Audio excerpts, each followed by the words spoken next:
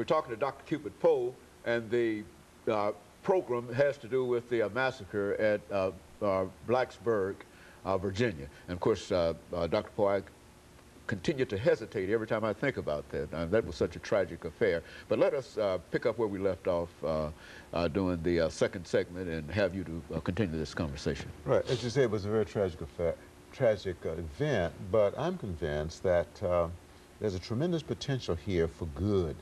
One, as I said, if we re-examine our mental health resources in terms of accessibility, if we expand them and make them more available, if we begin to look more closely at low self-esteem and how it contributes to violence, I think another benefit that could come out of this tragedy is that if we take a look at how affluent persons, how those persons can damage, how their affluence can be responded in such a way as to cause damage to their self-esteem, as well as damage to the self-esteem of people who don't have as much. And what I mean by that is this.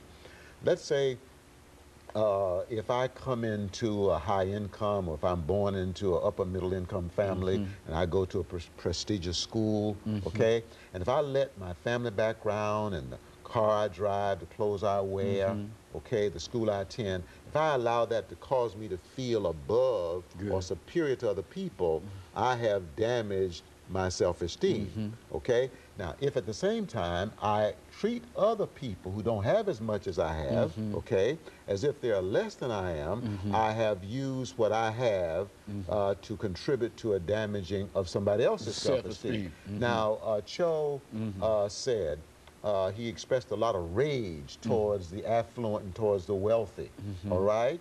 Now, I wonder if there was any basis in his rage toward the wealthy. Was he in fact snobbed? Was he in fact snubbed?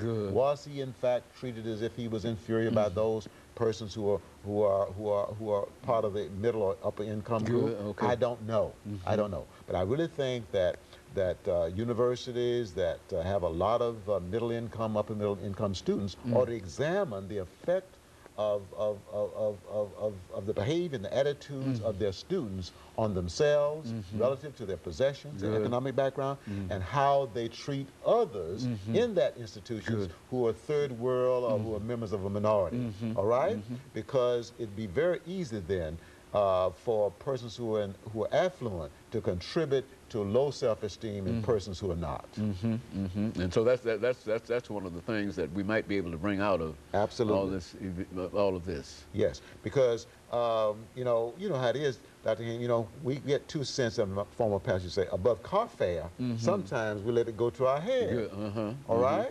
So if my possessions causes me to feel, if I respond to my possessions, my blessings, as if I am better than other people. And so was that characteristic because you're better that gave you those possessions? Is Yes, that what we're saying? yes, absolutely.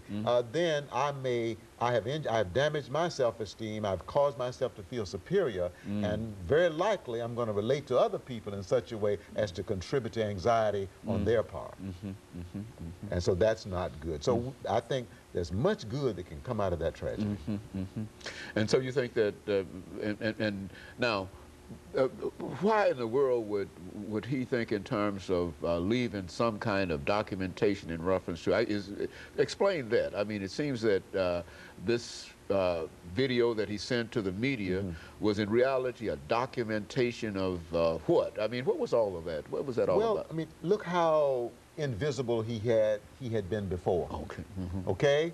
Didn't talk even to his roommates, no friends, isolated himself from everybody.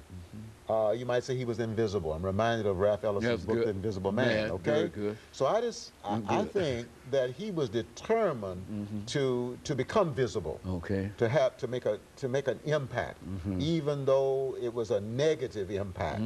And so I think that oftentimes people who have very, very low self-esteem feel invisible, small, rejected, inconsequential. Okay, and so they become determined then to make a very dramatic impact. And so very often they come up with fantasies of being superior, grandiosity, okay? Or they will do something that will invite attention to themselves, and they're prone to do almost anything, even commit a violent act to bring attention to themselves, to prove that they are superior or above other people. Dr.